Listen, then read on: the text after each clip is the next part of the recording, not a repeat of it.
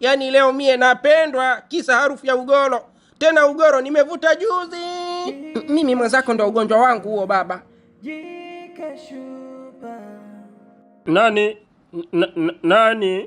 Nani kakwambia kwamba mie niko hospitali mke wangu Bimlole? Funga domo, usiniulize maswali ya kitoto kama hayo mzee Zumbe. Nataka domo lako hilo lilobinuka kama kijiko cha kupakulia makande. Liniambie leo hii, unaumwa ugonjwa gani?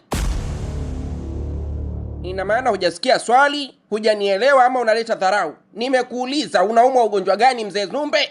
Tatizo sauti mke wangu. Sauti yako inafolofota sana na niumiza masikio. Yaani hata hujali kwamba huyu bwana ni mgonjwa, basi mpe matumaini na kumbembeleza, kumuongeleshea sauti nyororo ya kumbembeleza vizuri. Wewe ni kuntilia kelele, unanifokea, kuniuliza maswali yasiokuwa na msingi. Sasa kwani kuumwa hilo ni kosa? Na kuuliza mke wangu, hilo ni kosa? Kuumwa ni mipango ya Mungu. Aha, tatizo sauti baba.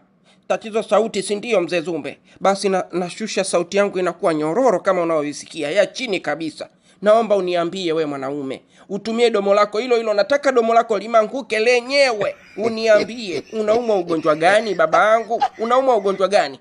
Mimi nikwambie tu kweli mke wangu, mimi naumwa kisentambo. Kisentambo? Kisentambo ndo ugonjwa gani huo?